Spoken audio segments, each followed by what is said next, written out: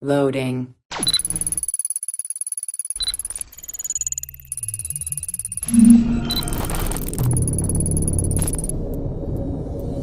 Welcome to Access the Animus. Hello everyone and welcome to a new video here on Access the Animus. We have done our best again and we have taken on another ancient and difficult to understand language from Assassin's Creed Valhalla. In fact, today we're going to present you with the full translation of a document entirely written in the Old Irish language from the Wrath of the Druids DLC, but the video is not going to only be about that. As we'll translate the document, we're going to find out a lot of information about the origins of Bárid mac Ímair, the King of Dublin in the DLC, and especially the backstory surrounding his parents. And while we're at it, we're also going to find an Easter egg about Shay Cormac, the protagonist of Assassin's Creed Rogue. The story told in this document will also explore a specific element of the Norse and Irish heritage that the dev team aimed at representing in the DLC, and that adds even more to the character of Bárid. So if you'd like to know more about all of that, you'll just have to sit back, relax, and enjoy the ride.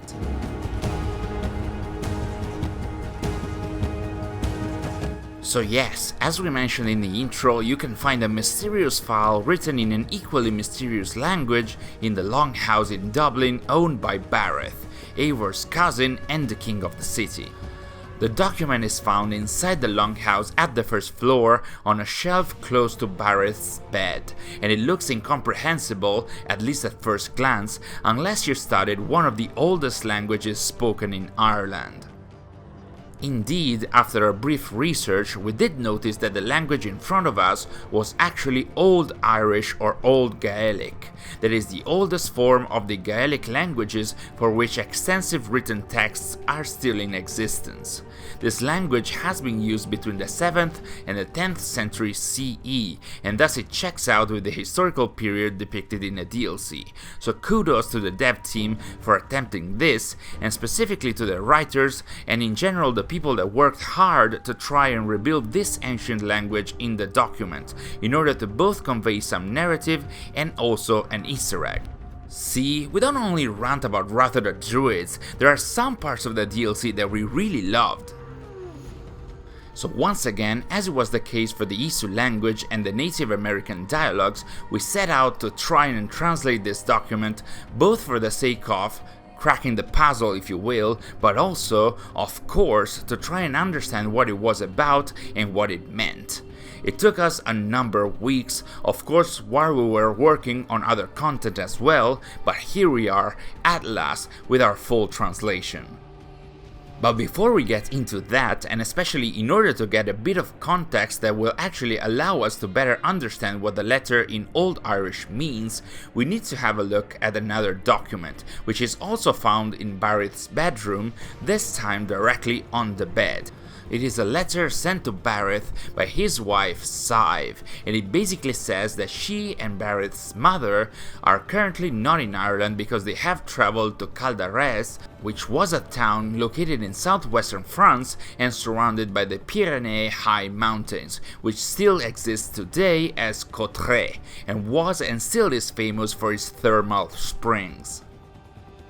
The letter implies that Bárid's wife and mother traveled there to soothe some pain or sickness that his mother was feeling, and it seems that the springs are indeed curing her, which is actually also supported by a line of dialogue in the DLC. The remainder of the letter is about Siegfried, Bárid's son, but that is not relevant to our Old Irish letter, so we can move on. Now that we know where Bárid's wife and mother are and what they are doing, we have enough context to finally take on the document in the Old Irish language, and we needed that context because this document too is a letter to Bárid, but this time it is written by his mother Sagde, as we'll see. One more thing before we start. This time we will not explain word by word how we got to the translation of the letter, as we did in our Isu language videos. Instead, we're going to directly present you with our translation of each sentence, for the sake of clarity and brevity.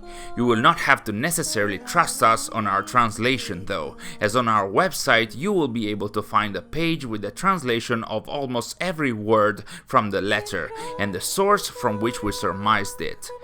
Nonetheless, we might still have missed the mark on some of the meanings of the letter, so of course feel free to let us know in the comments if you believe the translations should be different on any of its elements. Lastly, I need to say that there's a 100% chance I will mispronounce the Old Irish language from the document, so just in case, bear with me.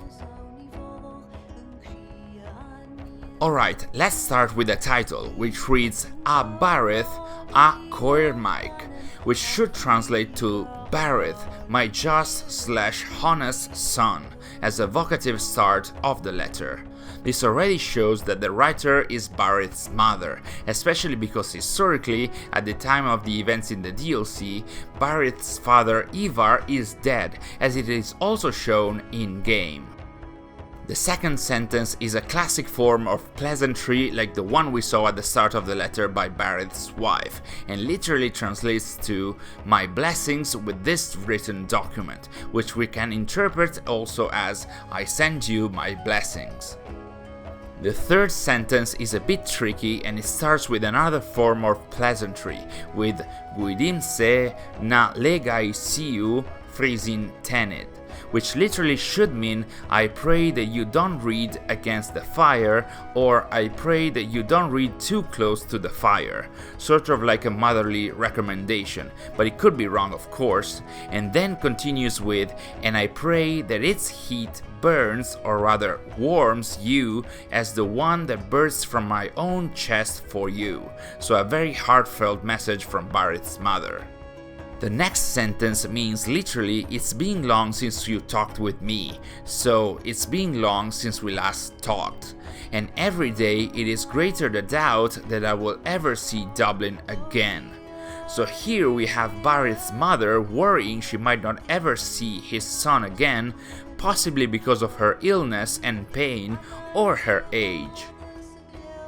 Moving on to the third paragraph, we have Ímair from Helathar Saive, meaning "it is good that Saive takes care of me," or "Saive takes good care of me," and Saive, as we learned from the other letter in Bárid's bedroom, is Bárid's wife, hence why we needed to read that letter before understanding this one.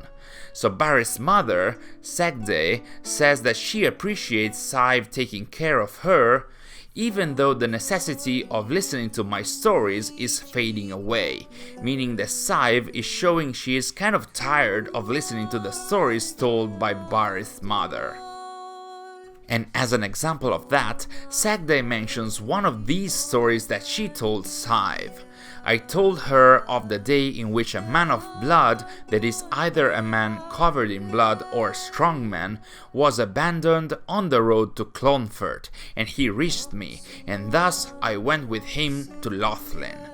Thus, in this story, Segde one day was walking on the road to Clonfert, where Clonfert is actually an abbey in Ireland that can even be found in the Wrath of the Druids DLC, that is famous because that's where Saint Brendan, or rather Brendan of Clonfert, a monk from the 5th century AD, started a sailing journey that, according to some interpretation, led him to North America, and whose story was actually told in Valhalla's main game through the Standing Stones locations.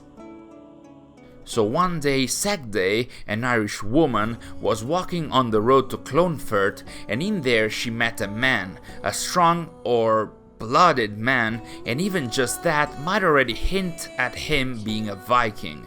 After this encounter, and possibly after she spent some more time with that man, Segde decided to go with him to Lothlin, and Lothlin, or Lochlan, in the Gaelic languages, is a geographical name that signifies Scandinavia, or more specifically Norway. Thus, from the text, it looks like Segde followed the man to Norway, again hinting at him being one of the Viking invaders in Ireland that at the time brought her with him in a voyage back home. Lanamnas Íar sign. From or after that relationship, a child was born. You, wise and fierce, a ferocious fire. Segde here is telling Bárid the story of how he was born, the son of an Irish woman and of a Viking man, who historically we know as Ímair, and that in-game is confirmed to not be Ímair the Boneless. Because of the great distance from Ireland, I gave birth to you in the land among the foreigners, where Galaib, coming from Gael, literally means foreigners, but was also directly another name for the Danes. Gaedel mna Shay Cormac a Aim. A Gael woman, that is, an Irish woman, by the name of Shay Cormac. This is where the Shay Cormac reference comes into play, and it's just a consonance of sounds and characters, but it's very deliberate. Segde, in our interpretation, says that because she had to stay in Norway for quite some time, while also giving birth to Bárid, she changed her name to a more local sounding one, or the Vikings called her with a different name that was easier for them to spell. Segde was changed to Shay, and her surname or second name was Cormac. In her words, while she was in Norway, she was an Irish woman by the name of Shay Cormac, which is, of course, a very similar name to that of Shay Cormac, the Templar main character that we played as in Assassin's Creed Rogue, while of course this doesn't necessarily mean any tangible or blood connection between Segde, Bárid, and Shay. The name Shay Cormac is even highlighted in a different color to let fans know that the Easter egg is there, but at least for us, knowing the story behind that makes it much more interesting. Moreover, this passage shows how Segde had to stay in Norway for a long time, actually years, and this is how young Eivor and young Bárid actually got to know each other, with the latter witnessing Eivor's birth in 847 AD, as Eivor's parents Varin and Rosta had moved into Segde and Ivar's house because of a plague outbreak. Back to the task at hand, in the final lines of the letter, Segde wraps up her message to Bárid by saying, "These are my dear memories, along with my story. May they protect you. Your dear mother, Segde." That's the final part of our translation, which ends with a powerful and heartfelt message from a mother that sees her life coming to its end and fears that she won't be able to see her son again, and thus tells him, apparently for the first time, the story of how he was brought to the world. This is not just a way to bring a name-dropped Easter egg to the fans, it is more importantly a way to show, story-wise, one of the aims that the narrative team set out to represent when writing the DLC, that is the culture of the Norse-Gaels, a culture born from the marriage of Vikings and Celts after the Viking invasion of Ireland, which associate narrative director Hugo Sahuquet discussed multiple times in a number of interviews. Bárid is a proper and very visible example of that, the offspring of an Irish woman, Segde, and a Viking man, Ímair, who ended up being a Norse-Gael King of Dublin and used the Mac Ímair Irish form for his name instead of the Ímair son Norse form as stated by Sahuquet, and in the DLC's story tried to bring peace between the Norse and the Irish around him. Even his last uttered words, Valhalla need not be a place, it can be a legacy, while they are about his son Siegfried, they are also about the legacy he wanted to leave as Norse-Gael king. He wanted Flon Shinna, the High King of Ireland, to support Siegfried so that the Norse and the Christian Irish could still be at peace. He was indeed a Cormac, that is, a just and honest son. A Cormac. A Cormac. A Cormac. So there you have it, the story of an ailing mother, her memories brought to her son, a cultural heritage that he himself tried to keep alive during his time as king, and all of that with the sprinkle of an Easter egg, which really never hurts. These are some of the most interesting elements of the DLC, and while I ranted about its ending, I still suggest you try it out if you have some spare time, as the historical sequences are indeed solid, and if you can read through the lines, you can gather more meaning that might be found at face value. Thanks for watching, and we'll see you in our next video.